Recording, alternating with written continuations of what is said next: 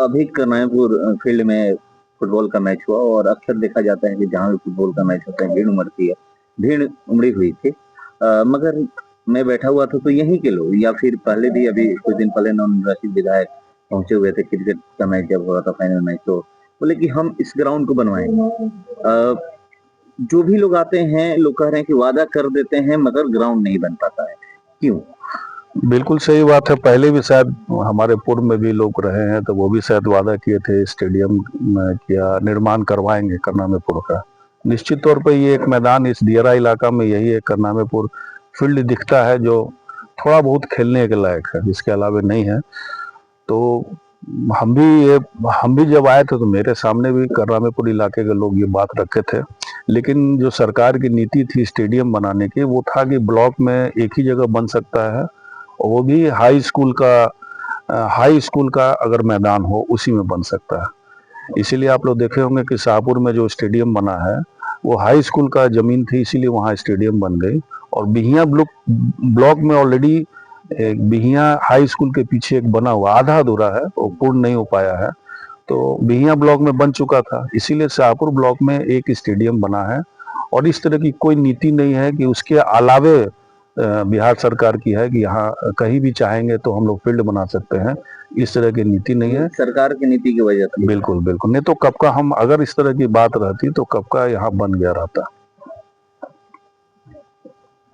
तेजस्वी यादव को राष्ट्रीय कार्यकारी अध्यक्ष बनाया गया है, एक युवा को कमान दी गई है। आरजेडी में कितना बदलाव आएगा? देखिए, 2 चुनाव लड़े हम लोग, तेजस्वी जी के नेतृत्व में ही हम लोग 2 चुनाव लड़े हैं और दोनों चुनाव में हम लोग पिछले बार बहुत बेहतर चुनाव हम लोग प्रदर्शन किए थे। इस बार भी हम लोग का अगर वोट परसेंटेज देखा जाए तो सभी लोगों से ज़्यादा है। और इस चुनाव में नया है कि युवाओं में काफ़ी जोश जोश देखा गया है और ये निश्चित तौर पे कहा जा सकता है तेजस्वी जी के चलते जो है काफ़ी युवा इस पार्टी से जुड़े हैं। और लालू जी की सेहत थोड़ा सा खराब चलती है, इसलिए आखिर इनको आगे हम लोग नेता मान चुके हैं, जनता मान चुकी है, इसलिए इनको कार्यकारिणी अध्यक्ष बनाया गया है। आगे चल के राष्ट्रीय अध्यक्ष भी बनेंगे। खबरें चल रही है कि लालू युग अब समाप्त हो गया, तेजस्वी युग आ गया। नहीं, युग समाप्त किया क्योंकि लालू जी के ही जो आइडियोलॉजी होता है उसी आइडियोलॉजी को लेकर राष्ट्रीय जनता दल आगे बढ़ी है। तो वो जो जनता के बीच में जितना गरीब का सेवा या पिछड़ों या सभी समाज की सेवा किए हैं और उसी आइडियोलॉजी को लेकर तेजस्वी जी आगे बढ़ेंगे, तो उनके लालू जी के युग को लेकर ही हम लोग आगे बढ़ेंगे। डिप्टी सीएम है सम्राट चौधरी, गृह मंत्रालय उन्हीं के पास है। पुलिस को लेकर के कह रहे हैं कि अगर आप गोली नहीं चला सकते हैं तो रिजाइन दे दें। अब किस संदर्भ पे का हम नहीं जानते हैं, लेकिन लोकतंत्र में इस तरह की भाषा जो है हम नहीं कहते हैं कि ये उचित है। पुलिस को छूट दे देना कि पुलिस कहीं भी गोली चला दे किसी को भी, क्योंकि हम समाज में रहते हैं। अधिकतर जो हम लोग लड़ाई झगड़ा देखते हैं वो कुछ न कुछ जो कमियां सरकार की रहती है उसके चलते भी झगड़ा झगड़ा हो जाती है। बहुत सारा एफआईआर गलत होते हैं और पुलिस उसकी जांच सही ढंग से नहीं करती, वेरिफिकेशन सही ढंग से नहीं करती है। जो लोग का नाम डाला जाता है वो जेल जेल जाना पड़ता है। तो बहुत सारी कमियां ये हमारे सिस्टम में है, पहले उसको सुधारना चाहिए। तो क्या ये माना जाए कि मतलब राजस्व सुप्रीमो लालू प्रसाद यादव के विचारों पर तेजस्वी यादव चलेंगे? बिल्कुल चलेंगे, बिल्कुल चलेंगे। उनके विचारों को ही लेके आगे हम लोग बढ़ेंगे ना। पार्टी, क्योंकि लालू जी की पार्टी बनाई हुई है, लोग मिल के बनाए थे, उन्हीं के विचारों को लेकर आगे बढ़ेंगे। सरना में डैम बनने को अभी भी मतलब कागज चिट्ठी है, डैम नहीं बन पाया, आप ही के रीजन में पास हुआ था। नहीं नहीं, काम उसमें लगा हुआ है, लेकिन अब हर चीज बोले कि राजनीति होने लगती है। तो जहाँ बन रही है, जहाँ विभाग ने बनाने का दिया था कि यहीं बनना चाहिए या एनओसी इस पंचायत से भी मिला था, अब लोग चाहते हैं कि उस जगह पे नहीं बन के कहीं और बना है। तो एक राजनीति का शिकार जो है वो हो रहा है, जिसके चलते काम में देरी हो रही है। आधा काम लग चुका है लेकिन काम में लोग कंप्लेन किए हैं, लेकिन विभाग को जहाँ जरूरत लगा कि वहीं पे काम होना था। एक तो बड़ा मुश्किल से काम आया उस गांव में, बहुत दिनों से डिमांड था, पुल चाहिए, डैम चाहिए, पानी को रोक सके जिसमें सिंचाई को सुविधा पूरे इलाकों को मिले। अब वो काम हम लोग लेके आए हैं तो काम किसी तरह नहीं हो उसके लिए लोग अड़ंगा लगा रहे हैं, किसी तरह ये काम नहीं हो। कौन लोग लगा रहे हैं? अब लगा रहे होंगे कौन लोग, वो बता देंगे वहाँ के लोग जो हो सकता है कि इसलिए देरी हो रही है। वहाँ के लोकल लोग कहीं पैरवी लगाए होंगे, किसी जनप्रतिनिधि से फोन कराए होंगे या नवनिर्वाचित होंगे वो फोन किए होंगे वहाँ पे विभाग में, जिसके चलते काम में देरी हो रही है।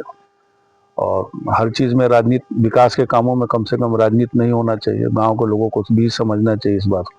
शाहपुर विधानसभा में कौन कौन ऐसे कार्य है जो अभी बाकी दिखाई दे रहा है आपको, आपके नजर में? लगभग हम तो काम कर चुके हैं, बोले 600-700 करोड़ का शाहपुर विधानसभा क्षेत्र में काम हो चुका है और जो भी आगे काम होंगे आपको दिखेंगे। मैक्सिमम काम जो हम लोग रिकमेंडेशन किए हुए हैं, सुलभ संपर्कता हो या मुख्यमंत्री टोला संपर्क हो या आपका मरचैया में जो डैम आपको बताया कि इसका भी एस्टिमेट बना हुआ है जो कैबिनेट में जाना है, तो ये सब तो तैयारी है।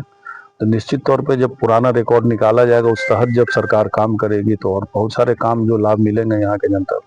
बक्सर के सांसद सुधाकर सिंह और संसदीय समिति के जो दिल्ली में बैठक हुई थी उसमें मांग की है पूर्वांचल एक्सप्रेस को लेकर जो आरा बक्सर फोर लेने तो सब कटे हुए, तो कितना शाहपुर विधानसभा को शाहपुर क्या पूरे भोजपुर पूरे बिहार को फायदा होगा।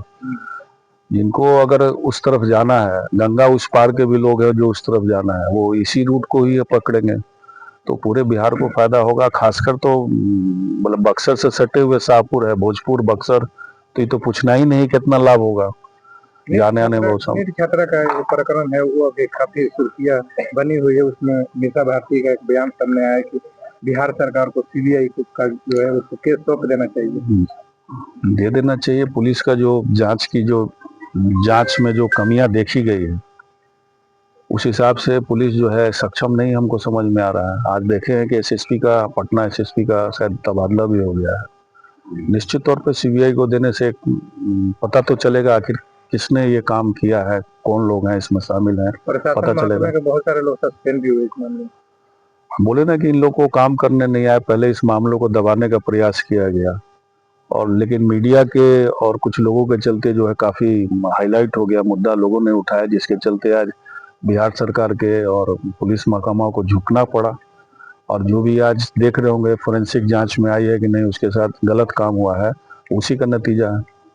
इसी पे एक बीजेपी सांसद है राजीव प्रताप रूढ़ी, उनसे जब ये पूछा गया नीट छात्रा को लेकर बयान के मतलब क्यों नहीं अपराधी पकड़े जा रहे हैं, तो वो बयान दे रहे हैं कि तेजस्वी यादव जब से बिहार में आए हैं अपराध बढ़ गया है, वो अपराध लेकर आए, विदेश में थे तो अपराध बिहार में नहीं। अब रूढ़ी जी तो बहुत मानते हैं कि पढ़े लिखे हैं और सोच समझकर बयान देते हैं। पता नहीं इस तरह का बयान वो कैसे हल्का बयान दे सकते हैं, ये हमको नहीं समझ में आ रहा है। लेकिन निश्चित तौर पे कोई भी व्यक्ति को यहाँ आने से भी तेजस्वी कोई अपराधी तो है नहीं और विरोधी दल के नेता हैं, वो लौट के आए हैं तो उससे अपराध बढ़ जाएगा, तो ये तो बड़ा बचकाना बयान है और अपने जो फेल्योर, जो अपनी जो कमियां है उसको छिपाने का प्रयास कर रहे हैं।